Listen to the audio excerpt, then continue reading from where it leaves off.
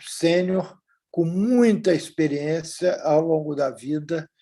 É interessante que trabalhou bastante, o Lira, tempo, a experiência com um hospital público de grandíssimo porte, o Hospital das Clínicas, com mais de 20 mil funcionários só nessa unidade, e o Fábio Patrus, que trabalhou por 15 anos num híbrido, que era o Sírio, que o Sírio tinha tanto a área pública, por causa da filantropia, quanto a privada, sendo um dos principais hospitais do país. E ele teve a oportunidade de montar uma escola tanto para o privado quanto para o público, e trouxe executivos das universidades de medicina, lá de Marília e tudo mais, para compor a equipe de treinamento do Sírio. Mas, por exemplo, a cirurgia experimental do Sírio, tem muito hospital no Brasil que não tinha isso. Lá do Lira também tem uma área de cirurgia experimental, de treinamento espetacular. Mas eu não vim aqui para falar deles. Eu convidei para que cada um trate da sua própria experiência, da sua dor, que o Recursos Humanos está aplicando a todos nós, gestores da saúde, com toda a mudança do mundo, tanto na área da informação, da tecnologia, do conhecimento e da aplicação desse conhecimento. Então, o que o INLAGS Academy tem a ver com isso?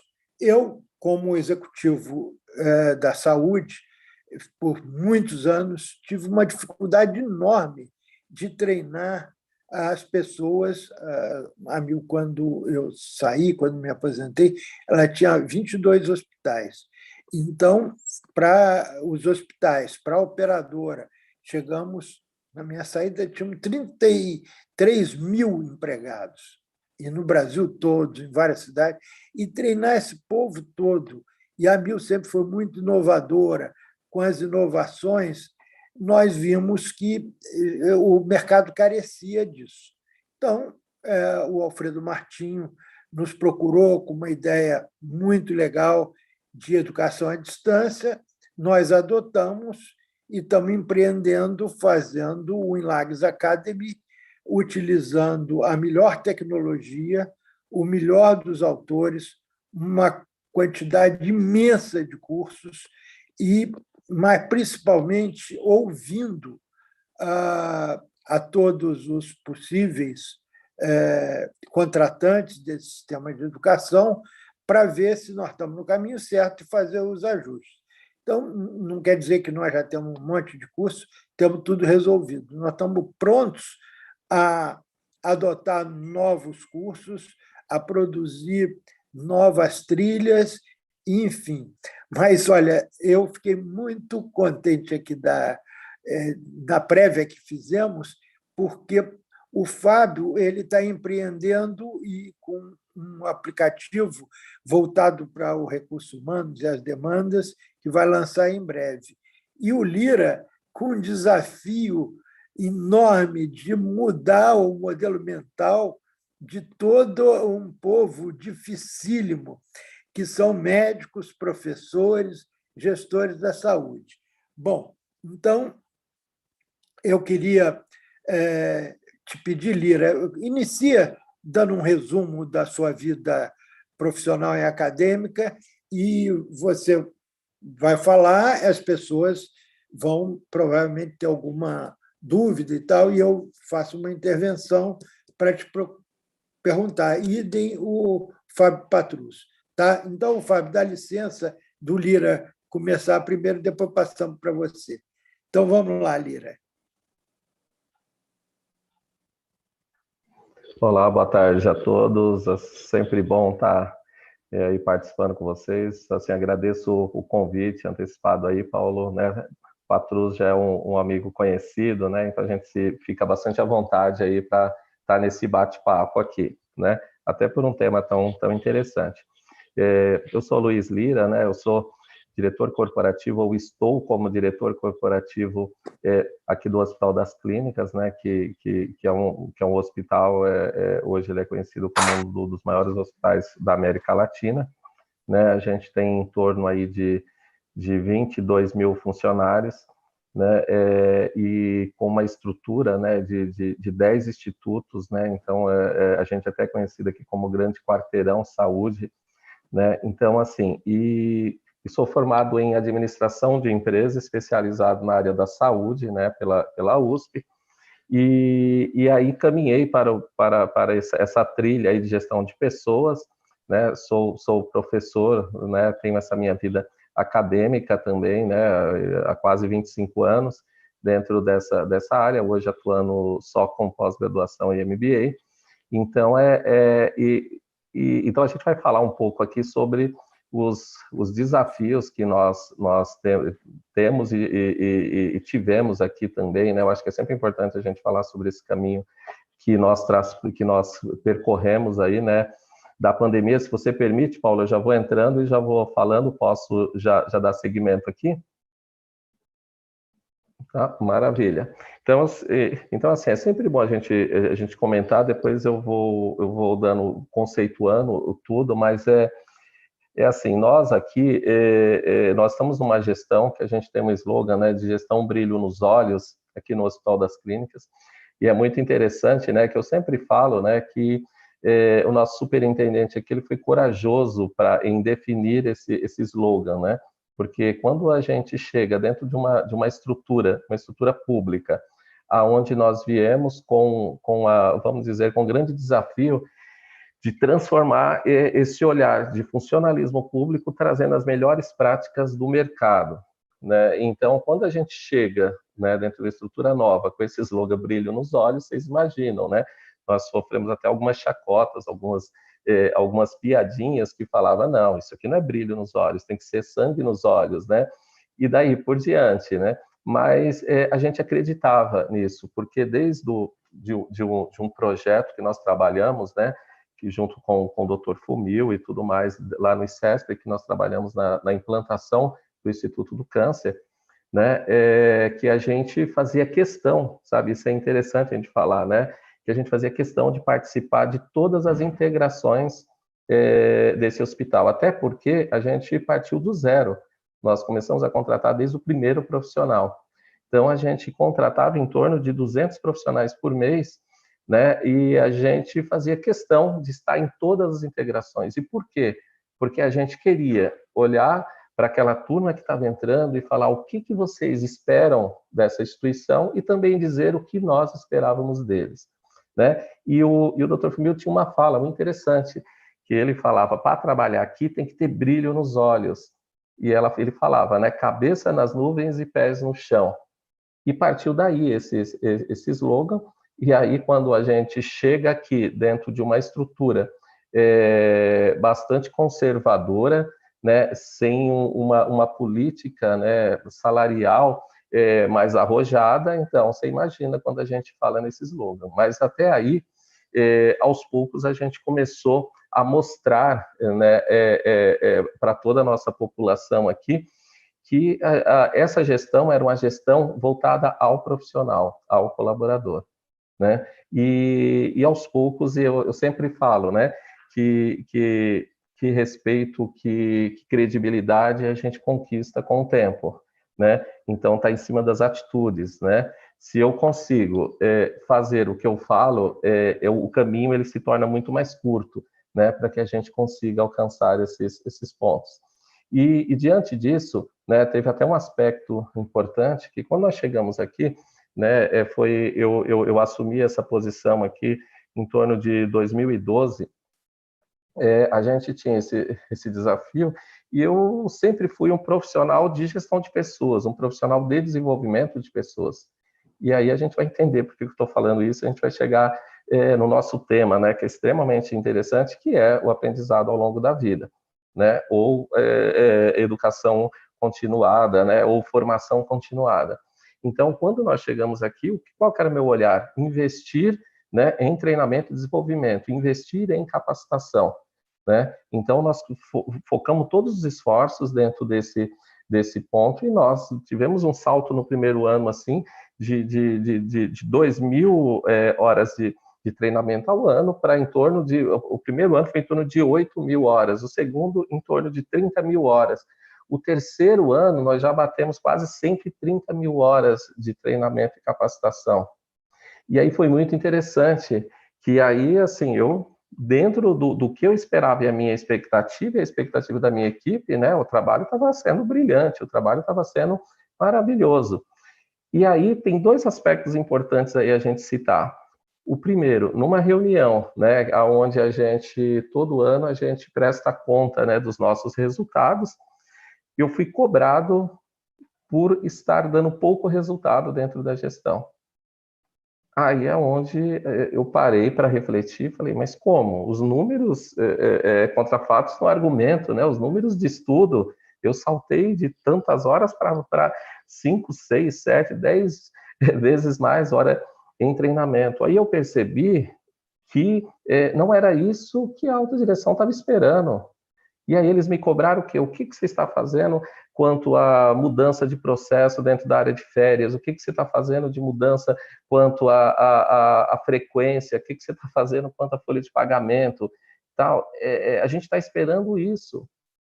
E aí eu voltei totalmente frustrado, né? Juntei a minha equipe e fui rever. Eu falei, olha, estamos fazendo alguma coisa errada.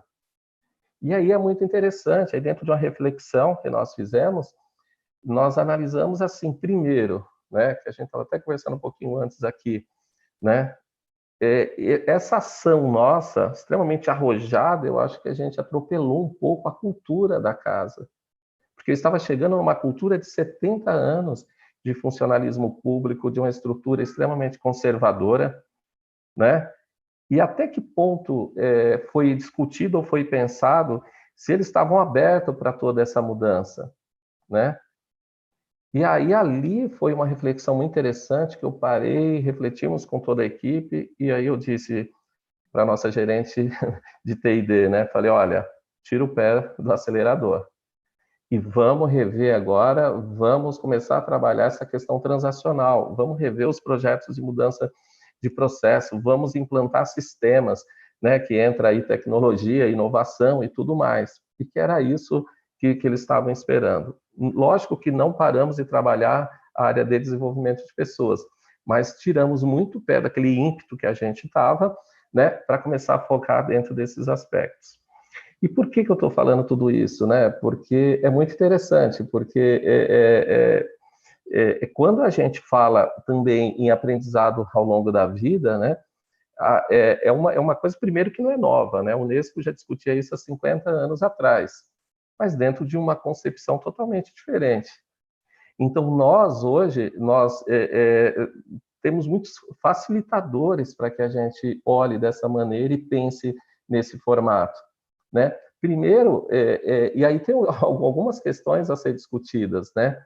Quando a gente pensa em aprendizado ao longo da vida, a gente está tentando trabalhar aqui um ambiente de aprendizado, um ambiente de foco em formação contínua, para que a gente possa um dia entrar numa cultura formada dentro desse olhar, né?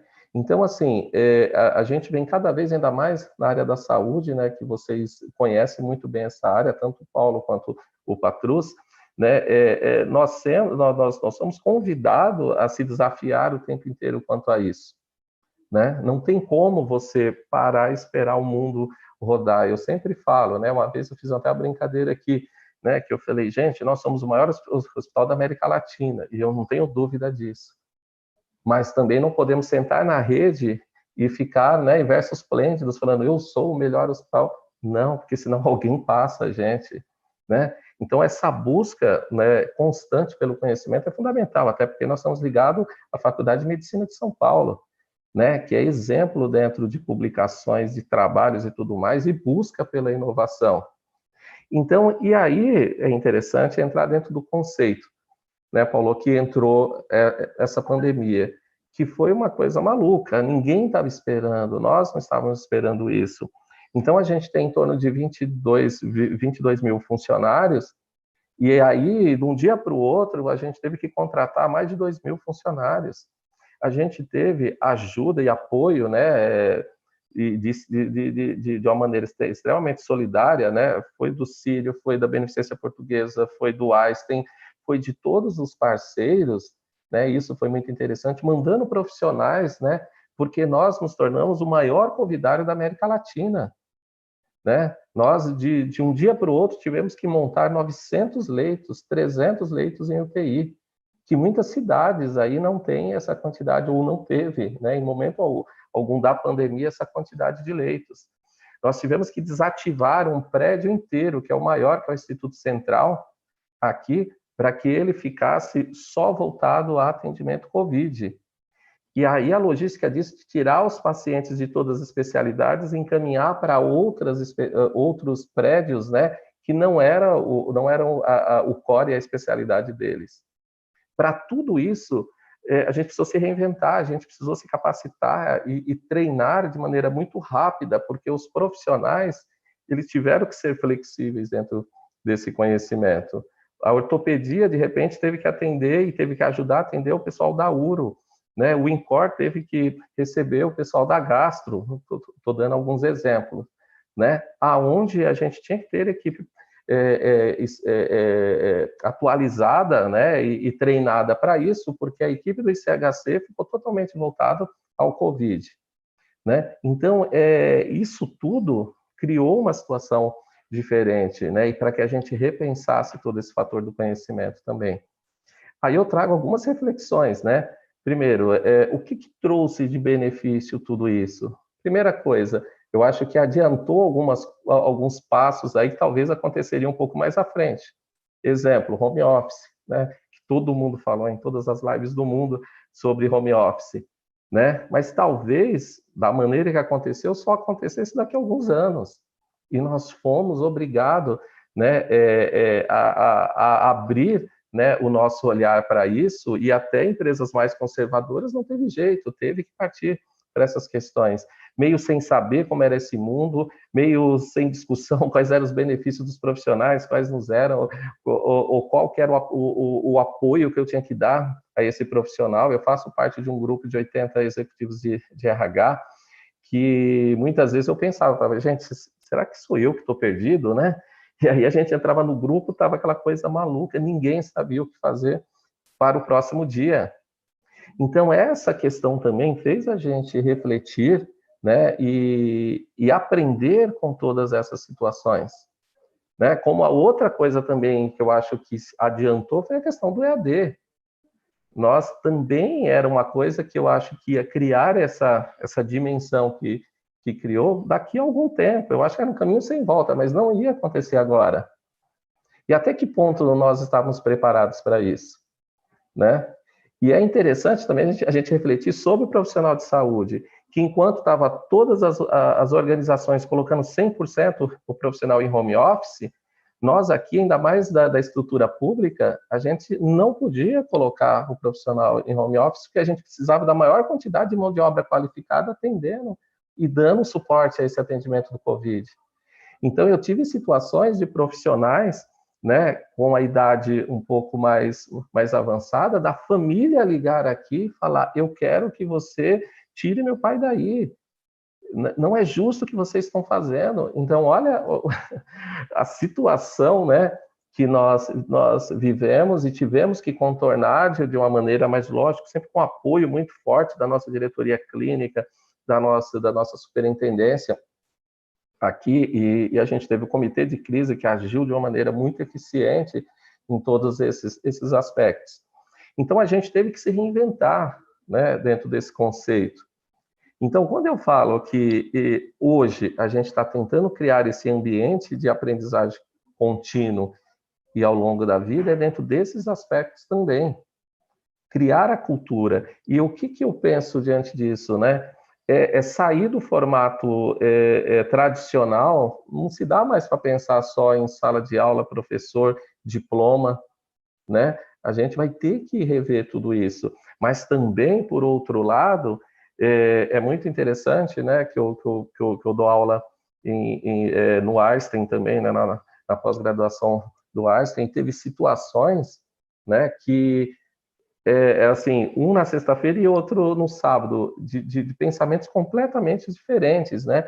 Um aluno que chegou e fez um desabafo, falou assim, professor, eu não consigo estudar nesse modelo, eu estou pensando em largar a mão, eu não estou me habituando a isso, eu quero saber até quando vai tudo isso, né? Que era uma incógnita. E aí eu dentro orientei, trabalhei com calma, tal. No outro dia, no sábado, um aluno deu depoimento, falou, ele era de Salvador, né? Lira, eu estou adorando tudo isso, porque eu estou tendo oportunidades, eu estou fazendo N cursos que eu nunca pensei que eu ia conseguir fazer esses cursos, né? Então, olha só, pessoal, que coisa interessante, né? E emblemática, né? E a gente tinha que lidar com todas essas antagonias aí, né? Então, assim, e aqui no Hospital das Clínicas, né, nós estamos, lógico, que a gente fala assim, passamos a pandemia, mas é interessante dizer que, primeiro, né, a gente passou a primeira fase da pandemia, que foi muito difícil, né, a primeira onda. E aí veio a segunda, para nós foi mais difícil do que a primeira. Eu não sei explicar por quê, mas foi mais difícil que a primeira. Porque a segunda onda, a gente não foi aquela coisa, eu tenho que fazer e pronto, porque eu já sabia um pouquinho as consequências e ações que eu tomei lá na primeira onda. E aí se tornou mais difícil para a gente tomar algumas decisões. Aí é interessante que agora, para a gente retomar, eu acho que está sendo o maior desafio, está sendo mais difícil que a primeira e a segunda onda. Por quê? Porque eu não posso mais retomar como era antes, eu tenho que retomar melhor. Eu percebi que eu posso fazer melhor. As equipes perceberam que podia entregar muito mais. Sabe, Paulo? É muito interessante a gente refletir isso. E aí é interessante também uma provocação, né?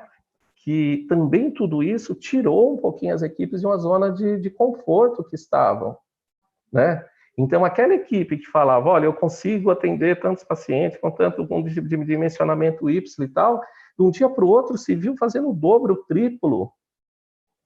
Então, a gente precisa também repensar como isso aconteceu, né? Então, todos esses aspectos, e os próprios profissionais também perceberam que eles podem ser melhor do que eles eram. Então, quando se fala em retomar, é retomar para algo diferente, algo que a gente precisa até discutir para saber o que eu quero lá na frente. Então, e a gente não está falando em pós-Covid, tá? Que eu acho que isso já está ultrapassado, né? O que eu estou falando são de novos tempos, e novos tempos aonde a gente precisa de ser humanos melhores, aonde eu não posso mais pensar só na questão técnica do meu profissional.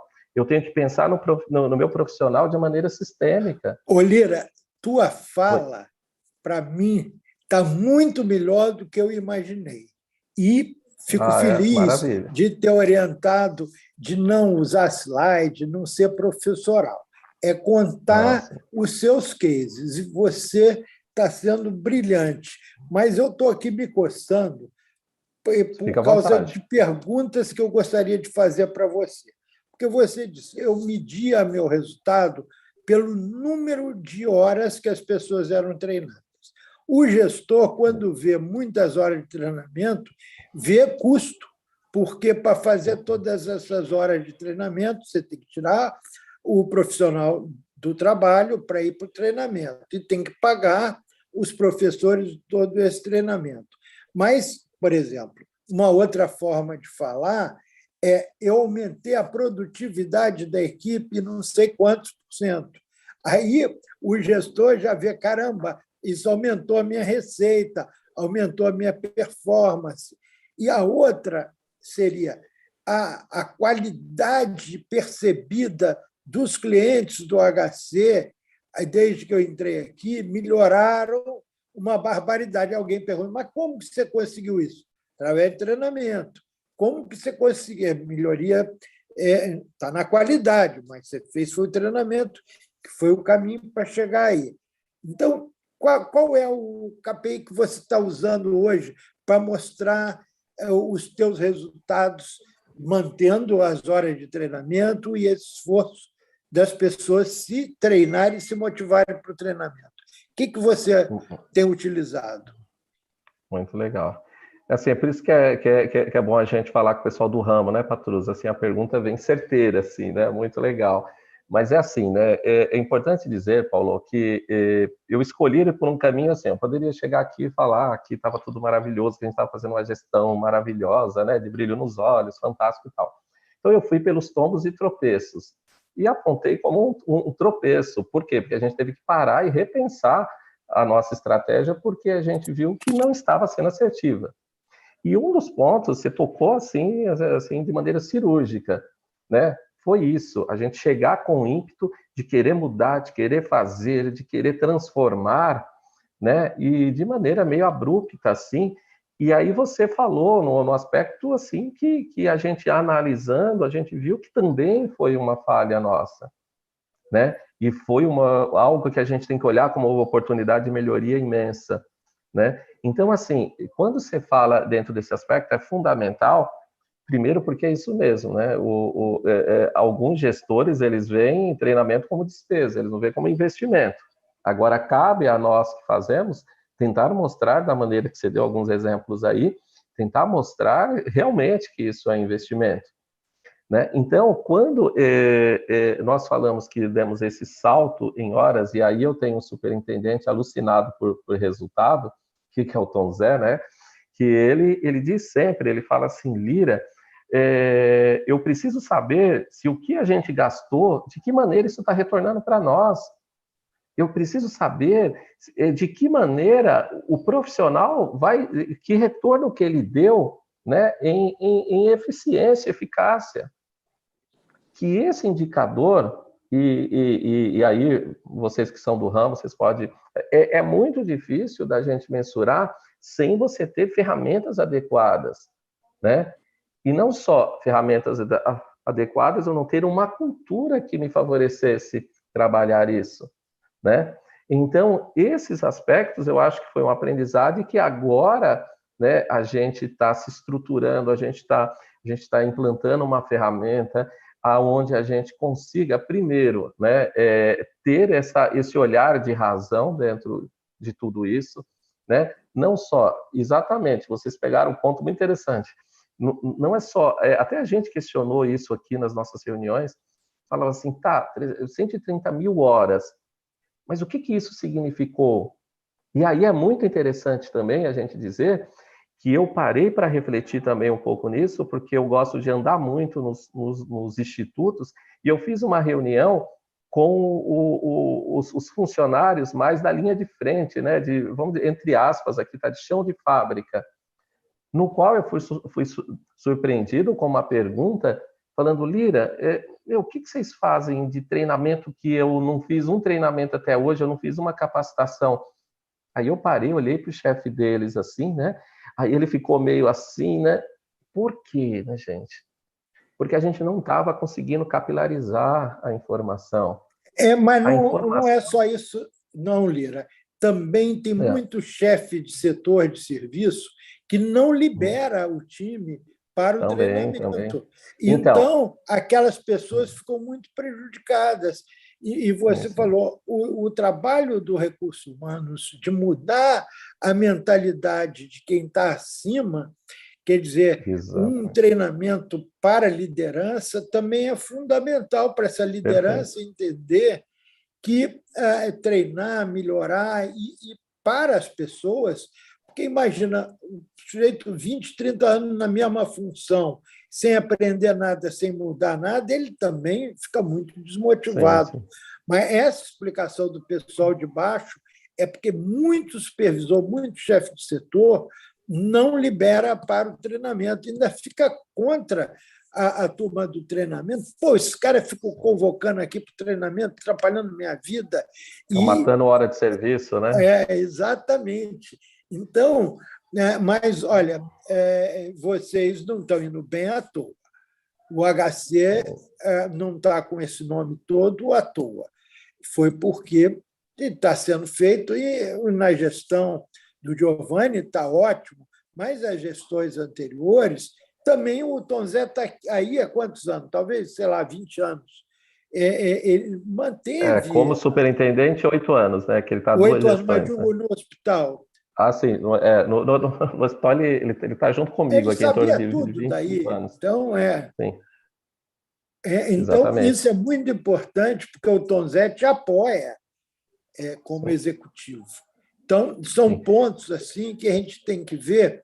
Eu só aproveitar o gancho. Por que nós estamos nesse projeto do Inlags Academy? Que é o empregado, o funcionário, o colaborador, poder estudar em casa, no fim de semana, no intervalo do plantão, numa hora que ele está mais tranquilo, e de qualquer lugar que ele estiver, ele pode estar aprendendo. E desde um computador de mesa até um celular desse Celular. mais simples, mais barato, para poder fazer treinamento. Porque ir para o anfiteatro, ir lá para a sala de treinamento, ótimo, maravilhoso. Mas você não pega todo mundo, não capilariza e Ainda não mais padroniza. Então, um hospital nós como estamos, esse, né? Que além você de tem que todo o rodar, né? treinamento formal, etc., também tratando do treinamento à distância para que o colaborador faça esse treinamento na hora da conveniência dele, as 24 horas do dia, os 7 dias da semana. Vou passar agora para o Fábio, e eu estou achando, o Lira, eu pensei que ele estava travado, mas é porque ele estava prestando atenção.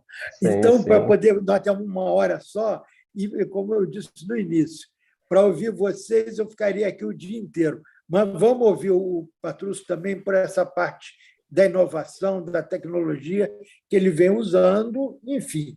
E, se possível, alguma coisa da história de vida dele, porque que ele está pensando em mudar tudo na área de RH. Então, boa tarde, boa tarde. Obrigado, viu, Paulo? Obrigado pelo convite. Excelente iniciativa do Inlags aí. Prazer estar com o Lira também nesse bate-papo. Temos os mesmos dilemas, né? E como gestores de saúde e verdadeiramente preocupados com o ser humano e com o desenvolvimento do ser humano, a gente tem a mesma preocupação e o que nos tira o sono é muito semelhante, né? Então, a minha trajetória é de hospitais, né? Eu sou um executivo de hospital, apesar de administrador de empresas, sempre trabalhei na linha de frente de hospital. Poderia resumir esses 20 anos de história em hospitais aí como um braço executivo de lideranças da assistência mesmo, né? Eu tive muito dentro da assistência. Eu comecei na UTI ali com Elias Knobel, no Einstein, enfim, André Osmo, no tempo que ele era diretor médico do Einstein ainda, nos 7 anos que eu tive lá, e nos últimos 15 no Sírio, muito dentro das áreas de negócio, e desses 15, 9 como diretor de RH. E aí foi um belíssimo desafio na gestão do Gonçalo Vecina, né? O RH estava ainda muito transacional, viu, Lira? Estava exatamente nesse formato aí. Tinha uma área de seleção muito competente, tinha uma área de pagamento muito competente, um controle dos processos, né, legais e muito bem estabelecido, mas a área de desenvolvimento não existia, consultoria interna não existia, desenho de competências não existia, pensar em treinamentos com outro formato, né, sair daquele modelo tradicional de colocar todo mundo. Eu lembro que na época a gente estava implantando a NR32, e aí, um pouco antes de eu assumir o RH, né, a missão do RH era colocar 400 pessoas num anfiteatro e falar de NR32 por 8 horas. Eu falei assim, tá bom, qual que é o objetivo disso? Não, a gente precisa cumprir a norma, né? Na verdade, esse era o grande objetivo, mas não vai formar ninguém em NR32 como um treinamento de 8 horas no anfiteatro com 150 slides. Então, nesse momento, inclusive na parceria com o Roberto Padilha, que era o diretor do ensino e pesquisa do Sírio, inclusive meu parceiro de projetos agora nessa minha trajetória mais recente, a gente olhou para aquilo e falou assim, não, vamos fazer alguma coisa diferente. E naquela época a gente criou um EAD adaptado para cada profissional de acordo com o risco que ele tinha para a NR32. Então, se era para trabalhar em NR32 para enfermagem, nós vamos discutir risco biológico. Se é para trabalhar para manutenção, nós vamos discutir risco físico. Se é para trabalhar hospedagem, nós vamos discutir risco físico, esforço, postura, né? E aí, mas como é que nós vamos treinar a hospedagem, gente? O pessoal nem nunca mexeu no computador, não tem computador, não tem nenhuma inclusão digital, né? Não tem problema, a gente criou um programa de inclusão digital para eles aprenderem a mexer no computador, para daí poderem fazer o treinamento, e foi um sucesso na época, porque imagina o nível de engajamento de um auxiliar de limpeza fazendo um treinamento no computador, né? As pessoas falavam, nossa, a gente está aqui fazendo um e-learning, aqui um EAD, e sempre buscando, né? E dentro dessa linha de capacitação, sempre buscando metodologias ativas, né? Ou seja, onde o aprendiz ele não recebe passivamente o conhecimento, ele participa da construção do conhecimento, né? E tem um caminho muito bem estabelecido na literatura sobre isso, onde você primeiro provoca ali um contato da realidade e do repertório dele com um determinado problema, ele vai ter dúvida, ele vai ter dificuldade, e a partir da dificuldade dele, você meio que abre, né, o interesse dele pelo aprendizado. Então, a gente fez isso para praticamente tudo, né? A gente pegava aqueles cursos de auditoria, de certificação, nós vamos falar da teoria dos padrões, do modelo, e depois a gente vai para a prática. A gente falou assim, nada disso, vocês não vão fazer nada disso. Não, mas a gente faz isso há 20 anos. Não, mas aqui não vai fazer assim. Aqui nós vamos fazer exatamente o seu programa de cabeça para baixo. Como é que é? É de cabeça para baixo. Você vai pôr os alunos, os enfermeiros, os fisioterapeutas, que nunca viram sobre acreditação, você vai pôr eles no campo, fazendo avaliação de processo com o repertório que eles têm. Como é que eles acham que tem que ser? Como é que é esse processo? Junto com vocês, tutorado. E aí, a partir da experiência deles, a gente voltava em sala. E aí, pessoal? Como é que é isso? Como é que era avaliar, né? Como é que vocês sentiram esse processo de avaliação? Como é que é se sentir avaliado? Como é que é estar do outro lado? E aí a gente, claro, tem um monte de dúvida, eles não sabiam o que fazer, eles não sabiam como avaliar, né? Aí, assim, então, esse é o processo que nós vamos... Então, a partir dessa abertura, dessa lacuna percebida claramente, né, a gente começava, então, o processo de discussão. E aí, claro, tem que aportar conhecimento, tem que ter, né, tem que ter uma transferência de know-how, mas sempre dialogado com a prática, dialogado com o contexto, dialogado com o mundo real mesmo, né? Então, essa ideia do treinamento teórico, para mim, já era passado em 2010, 2011, quando a gente falava disso na minha trajetória de diretor de RH. Mas esse tempo passou, incrivelmente, essa história de liderança e de desenvolvimento continua na minha vida, porque depois que eu saí do Sírio, eu fiquei naquela sem nenhum plano prévio, olhei para o mercado corporativo, falei, será que eu quero de novo essa vida executiva, de estar ali? Será que eu consigo ter alguma experiência diferente? E aí meu objetivo era aprender algo diferente mesmo. Ou eu ia para uma organização muito diferente, ou eu ia para a consultoria, ou eu ia empreender. E aí foi surgindo janelas e eu acabei empreendendo. Hoje eu tenho 3 projetos. O Roberto está com você desde o início? O Roberto Padilha, ele estava no Sírio, ficou no Sírio esse tempo todo que eu estava lá. Eu conheci você e ele na época dele lá atrás, do Gonçalo, 10, 15 anos atrás. Ele saiu antes de mim. Você nisso. Eu sabia que ele saiu, só não sabia para onde que ele tinha ido. Não, ele tem uma consultoria própria, ele faz assessoria para várias universidades, escolas, né? Universidades, né? Ele monta cursos de medicina, está lá em Indaiatuba agora, no programa lá de montando curso de medicina em Indaiatuba. E com ele, por exemplo, a gente está montando uma coisa nova que é o infoproduto, que é essa coisa de tentar entrar no marketing digital mesmo, nessa lógica de ganhar a escala, né, mas com metodologias ativas, ou seja, como é que a gente pensa o digital em larga escala, usando metodologias ativas. Então, pensa nisso para fazer com a parceria conosco, porque nós também olhamos na escala, mas não é por causa de ganhar dinheiro, não, é para chegar aí nesses Brasil profundo, no Acre, em Rondônia, no Amazonas, que você vê a dificuldade. Foi o Lira que comentou, sujeito da Bahia, agora eu estou conseguindo fazer um curso que não conseguia antes, que, pagar todo sábado um avião para vir a São Paulo para fazer o curso, imagina. ou ter que ficar com a família um ano fazendo o curso. Vocês lá no Sírio, ô, Fábio, que faziam também para o pessoal do SUS do Brasil inteiro, tinha uma logística, uma coisa complicada, mas eu entrei aqui para atrapalhar, mas vamos pensar nisso. Não, sem Gostei dúvida. E é um muito belíssimo dessa desafio, dica. né? Como é que a gente treina 1000 pessoas à distância com uma aprendizagem significativa? Não é live, não é palestra. Não é só para fazer Não. número de horas de treinamento. Não, tem que para o exatamente. sujeito mudar a postura e melhorar muito a produtividade e o conhecimento dele. Exatamente. Então, esse é um braço importante que eu estou investindo e eu carinhosamente chamei de Escola do Patrus e isso vai ser lançado. Mas breve, legal assim. isso. Você tem conteúdo e experiência para isso. É isso. Tem quase essa escola do tio Patrus, né, Patrus?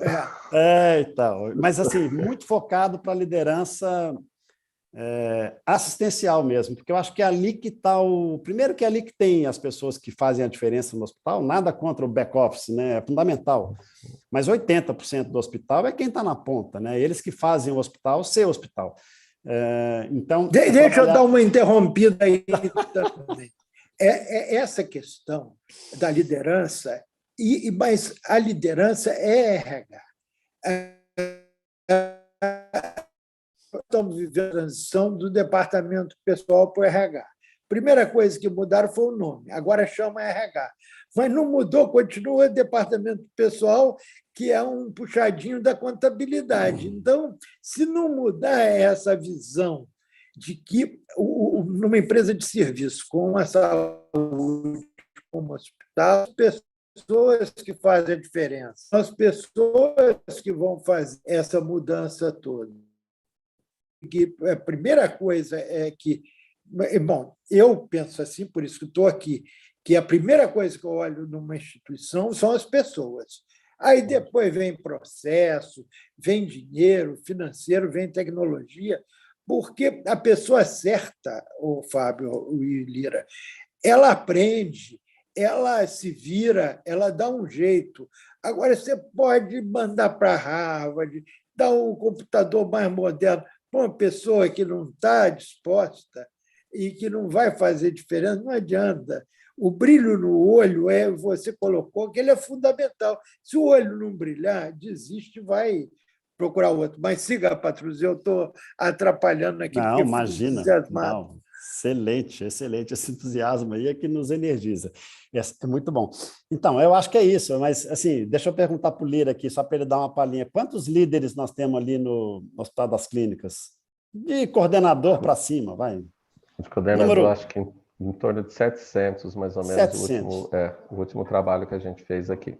Então, eu não acho que é um trabalho do RH, sabe? Eu acho que é um trabalho do RH, mas o trabalho maior é fazer esses 700 aí virarem RHs, entendeu? Porque ele vai ter 700 RHs na hora que ele tiver a liderança preparada para fazer o que é papel do líder, na verdade. Esse ônus eu não deixo para o RH. Então, Patrus, eu não deixo ficar no ombro do RH, é do líder. Você entrou num tema que eu vou me permitir só um tempinho, Paulo, porque é um tema que eu adoro comentar. Mas é isso, né? Que eu estou querendo aqui, então, que vocês passem as dores, poxa. Então, senão vamos manter o RH como RH-DP, Departamento Pessoal. Só para contribuir, assim, Patrus, é isso que a gente vem trabalhando muito aqui, né? Que é a questão de trabalhar a consciência, trabalhar o modelo mental dos nossos líderes, deles pararem de terceirizar a gestão deles para o RH, né? Então, é essa questão que a gente tem que trabalhar neles e dizer, olha, vocês têm que ser o líder de gestão de pessoas da tua equipe, né? Da tua área de atuação. E hoje, o que a gente tem, né? E é interessante que eu converso com outros líderes também, eles falam que são os mesmos problemas em diferentes organizações, né? Que é assim, o RH ele não tem que fazer a gestão para o líder, e o líder tem que ter essa autonomia, conhecimento e saber também o que é, né? Qual a contribuição dele até com o negócio, né? Então isso é uma parte fundamental. Você tocou assim no... Isso aí tá na caixinha dele. Se não avisaram, é porque erraram em não avisar, mas na hora que ele assume o papel de líder, ele fundamentalmente assume o papel do negócio, né, e assume o papel da equipe, né? Então, ele não tem como delegar esse papel. Esse papel é intransferível, ele é indelegável, esse é o papel do líder mesmo. E só para encerrar, né, nesse meu comentário inicial, um dos pilares, né? Então, assim, eu estava falando ali, Escola do Patrus, tem o Advisory, que é uma consultoria mais clássica, eu tenho ali a Mantris, que é uma parceira, uma cliente, na verdade, né? Estou até me acostumando com esses Só jargões. interromper, a Mantris foi vendida, né? O Maurício vendeu a Mantris, né? Já é do complexo DASA, né? DASA, é. E estou com a Caliandra, de saúde mental, que é do professor Arthur Guerra também, que é Essa daí é que eu depois quero uma conversa com você, porque isso também vai fazer a diferença, você está sendo já temos pioneiro. Duas, então. E eu já tinha visto você mudando para essa área de saúde mental. De repente, também fico sabendo que você saiu do Sírio, mas a gente tem que estar atualizando o tempo inteiro. E tem a terceira, que vai gerar uma outra conversa contigo também, que é a Thalamus, que é a empresa de inteligência artificial. A gente está fazendo um produto, não tem no Brasil, vou até chegar mais perto da câmera, não tem no Brasil nenhum produto capaz de ler linguagem natural. A gente está lendo anotações da enfermagem, estou lendo na câmera aqui, anotações da enfermagem, linguagem natural, em tempo real, para dimensionar e alocar e sugerir por NLG, Natural Language Generation, também não tem na saúde praticamente ninguém fazendo isso com qualidade, com recomendação automática para melhor alocação de pessoal, pode ser enfermagem, médico, né? Onde tem muita maior gente. Sucesso, isso está garantido. O difícil vai ser você ter técnicos para te ajudar a desenvolver isso. Mas já tenho, eu já fiz o produto. Vamos levar isso lá para o grupo de inteligência artificial, Patrus. Vamos embora.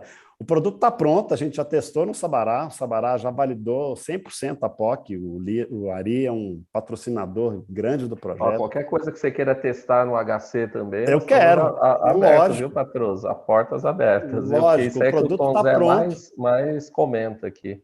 Nossa, o produto está pronto, é só plugar, ele é por API, a gente consegue ler prontuário, já tem uma modelagem de complexidade de demanda assistencial, é algo que vai ser interessante. Estamos para lançar a Thalamus, mas ela já existe. Assim, a gente já está conversando com o investidor, a gente já está com essa POC aprovada. Tem soluções muito incipientes que não atendem a nossa necessidade. Não, eu conheço todas no mercado e é por isso que eu criei o produto. Eu juntei com os caras de inteligência artificial, falei, olha... E tem que ser quem conhece, né, Patrus? É isso. Tem uma demanda, eu fui com o produto pronto, em uma semana ele entendeu o que era, eu falei, eu só preciso do dado.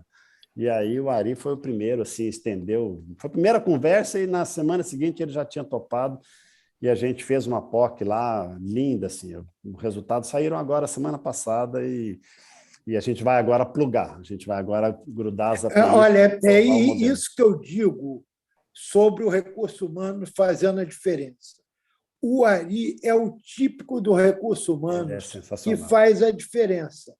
Aonde ele vai, aonde ele está, as coisas mudam e melhoram muito, porque ele acredita no treinamento, acredita no recurso humano, acredita no desenvolvimento, porque não é só da boca para fora, ele faz junto.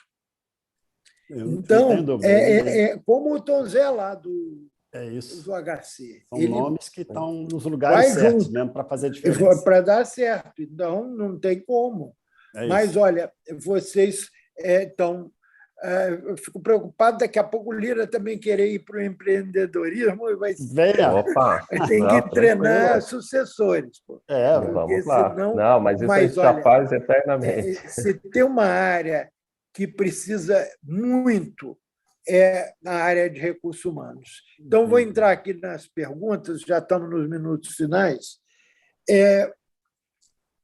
A sua consultoria, Fábio Patrus, na área de recursos humanos, ela é mais voltada para que segmento do recurso humano? Hotelaria, liderança, administração, enfermagem? Como que é o seu ranking? Não, a consultoria está voltada para... o infoproduto é para liderança, e de liderança assistencial. Estou focado nesses líderes técnicos mesmo, né? Enfermeiros, farmacêuticos, médicos, fisioterapeutas que assumiram a posição de líder e precisam reprogramar as suas competências para o seu papel como líder. E também na área de pessoas. Eu tenho um projeto, por exemplo, com a ACD, né, que a gente fechou semana passada, para revisar o modelo de competências deles, né? Então, a gente faz as oficinas, faz toda a reconstrução do modelo de competências e reapresenta o manual de competências já com aplicação para os subsistemas, né? Então, na consultoria está mais para isso. Eu tenho um braço de advisory que é um que eu chamo de C-Level as a Service, que são pouquíssimas horas, porque ele é absolutamente estratégico. Então, com a Mantris, a gente estava discutindo posicionamento de negócio, inclusive uma parte dessa discussão desse novo modelo de negócio dentro da Mantris. Com a Caliandra, nós estamos discutindo como é que a gente escala a Caliandra, como é que a gente coloca ela para o mercado sem perder qualidade, ou seja, ser premium e ser escalável, né? Um belo de um desafio. Então, são reuniões com sócios, reuniões com os líderes, e eu costumo apresentar 10 horas por mês, ou 20 horas por mês no máximo. Mas só 20 horas? Eu falei assim, Lira, quanto tempo do seu tempo aí como executivo é o tempo absolutamente estratégico, né? Ou seja, quanto tempo você está aí fazendo uma diferença, pensando nos próximos 5 anos do HC, e quanto tempo você está resolvendo outras coisas que tem que resolver. Então, eu pego só esse pedaço do tempo estratégico e tenho reuniões com sócios e com os líderes para reposicionamento e reorientação de negócio, entendeu? É basicamente uma consultoria, é um advisory para negócio, mas de pouquíssima duração, baixíssimo custo, porque fica leve até para uma startup, né, em termos de ônus, e eu consigo ter 2, 3 sem onerar e mantendo a qualidade da entrega. Essa é a pergunta que eu vou encaminhar para o Lira. Ô, Lira, como que vocês fazem para padronizar o treinamento e a atitude do profissional, sabendo que o profissional sai do HC e vai para um hospital privado ou vai para um outro hospital público, ou ele desaprende, ou como que é isso? Então, assim, isso que você está falando é interessante porque foi até o foco de um sofrimento aqui, né, dentro do Hospital das Clínicas. Porque o que a gente percebia, né, e as áreas fins aí, eles criticavam muito era essa questão. Gente, a gente contrata, eles vêm, adquirem experiência, a gente capacita, a gente treina e depois eles saem e vão para o mercado, né? Então, esse ponto, o que eu sempre falei? Eu falei, olha, nós, como um hospital-escola, a gente precisa, né, se conscientizar que nós somos formadores de profissionais. Não adianta a gente querer competir com o Sírio, com o Einstein, com o Oswaldo Cruz, pela questão de salário, que a gente não vai conseguir. Então, o que nós temos que colocar? A gente tem que entender e aceitar que nós somos um hospital formadores.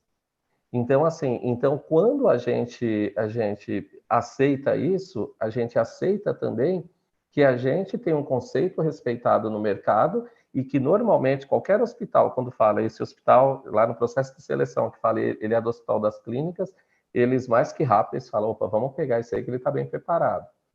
Por quê? Porque a gente tem uma área fina que é muito estruturada, né? A área é muito forte, né? A área de enfermagem, a área de fisioterapeuta, de fisioterapia, de fono, ou o que seja, a área multidisciplinar, né? Aonde a gente tem muito bem definido o que a gente espera desses profissionais dentro da essência técnica dele, né? E não só isso, a gente vem trabalhando cada vez mais essa questão comportamental também. Então, quando entrava essa frustração que a gente falava, eu falava, gente, olha, tenta ver o copo mais meio cheio ao invés de ver meio vazio, né? O quanto que a gente está contribuindo. E um hospital, ele tem esse papel também, ainda mais quando é um hospital escola e um hospital público. Eu acho que a gente tem esse dever à sociedade, então a gente tem que aceitar isso, senão a gente vai passar a vida sofrendo, né? Então, quando se fala dentro desse olhar, qual modelo, né, de competências que a gente tem, inclusive a gente vem trabalhando agora muito forte, até o Fábio comentou aí rapidinho, a gente está estruturando em house, né, toda uma reformulação de competências, né, a gente vê e pensa dentro desse conceito também de um hospital formador, né? Então, e muitas vezes os hospitais de menos porte, eles sofrem com isso ao invés de falar, olha, aceitar isso e vamos trabalhar com essa condição, né? Por quê? Porque aí você vai poder até ser mais produtivo, né? E foi o que nós fizemos aqui. Então, essa pergunta está sendo dirigida, estou juntando as perguntas aqui para facilitar. Em relação à formação, quem que é o agente formador? Porque não adianta essas escolas, que são escolas assim para ganhar dinheiro, né, de ticket mesmo, porque não é possível chegar foram na escola de enfermagem cerca de 10 vezes a multiplicação do número de vagas. Medicina foi algo perto, e para as outras áreas também, nos últimos tempos. Quer dizer, é como Cuba fez, de formar pessoas e depois não ter nem aonde botar para trabalhar. Mas agora tem que ser aquele trabalho tipo residência, mas enfermagem não tem residência. Tem que ser alguma forma de captação. Mas, por fim, já estamos no finalzinho aqui, como que vocês fazem, vou de novo para o Lira, na área de engenharia clínica, que os hospitais estão sendo transformados em centros de tecnologia? Como você está resolvendo isso? Então, esse primeiro que é uma área que é o core do nosso superintendente, né? O Tom Zé é a área que ele adora, ele é um engenheiro, né? Então, é a área que ele E o Giovanni também. Muito. Então, assim, então o que acontece? A gente até utilizou, né, toda essa onda do Covid para que a gente fortalecesse e colocasse muitos projetos que a gente tinha como pensamento, né? Como o próprio Tom Zé tinha como pensamento. Isso que você falou foi extremamente assertivo, né? Hoje a engenharia de segurança virou um verdadeiro polo de inovação, né? Então, até de maneira estrutural, ele foi para uma área aqui mais ampla, né? Que virou uma verdadeira oficina de inovação, que é muito interessante. E a gente tem um rapaz aqui, eu falo rapaz, não de uma maneira pejorativa, né? Mas eu falo rapaz porque ele começou muito jovem aqui, que é o Fábio, e que vem dando um banho de organização, de conhecimento, tanto que nós aqui, não sei se vocês sabem, a gente deu apoio ao governo de São Paulo aqui, e o Centro de Convenções Rebouças ficou lotado com milhões lá de equipamentos, aonde toda a nossa equipe de engenharia clínica ficava validando aqueles equipamentos que chegavam de outros países que a gente nem sabia realmente se tinha alguma coisa dentro, né? Então, eles tinham que validar e certificar. Então, isso é muito interessante. Fora todo esse conceito, né, de criar situações novas com o menor recurso possível. Então, isso que você está falando, assim, a área de engenharia, eu acho que é uma área que vai crescer muito, que tem a gente tem que prospectar aí como algo assim fundamental para a área da saúde. Então, eu acho que é uma área que a gente se desenvolveu muito e está muito feliz com o resultado. E que sempre é citado quando a gente fala dos maiores resultados aqui na época Covid, aí tirando, lógico, a parte assistencial. Bom, nós temos uma questão da disciplina do tempo das nossas lives, das nossas gravações, mas isso não quer dizer que vocês estão livres de continuar esse debate. Então, nós vamos continuar esse debate e agora fracionando. Nós vamos discutir qual é a maior necessidade da liderança, qual é a maior necessidade da hotelaria, qual é a maior necessidade da engenharia, qual é a maior necessidade do complexo como um todo, e toda essa questão de formação e a tecnologia para a formação. Porque aqui no Inlags nós somos também o que a gente chama de uma think tank. Nós pensamos e agimos, mas nunca através de nós mesmos, sempre através de parcerias, de parceiros, e desenvolvendo. E minha vida, né, do século passado foi toda voltada para a competição, e hoje ela é toda voltada para a colaboração. Eu estou vendo você com o Fábio trocando ideia e tal. No passado, um RH de uma instituição da saúde podia nem falar com um da outra, quanto mais trocar funcionário, porque vai roubar meu funcionário que eu acabei de treinar.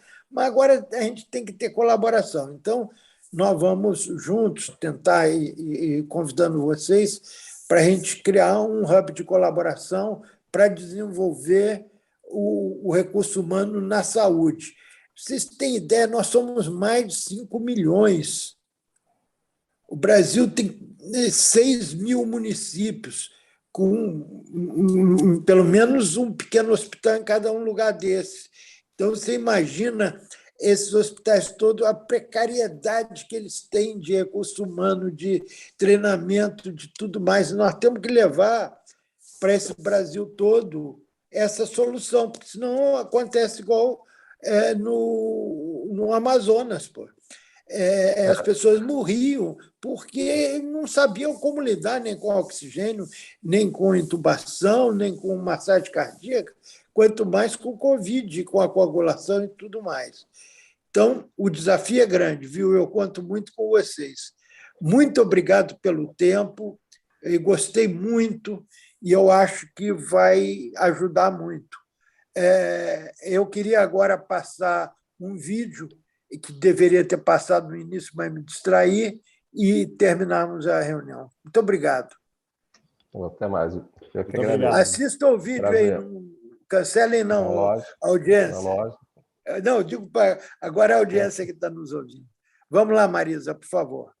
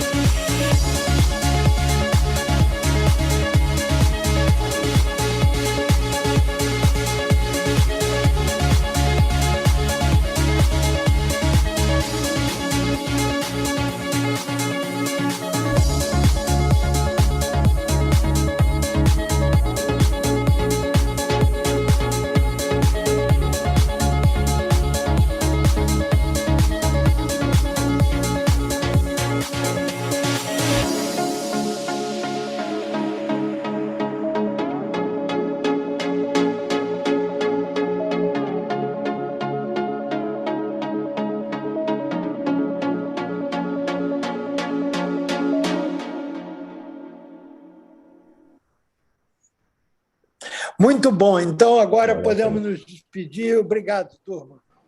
Tchau, tchau. Alô. Obrigado, Marisa. Obrigado, Bruna. Obrigado a todos. Um abraço. Obrigado. Até mais.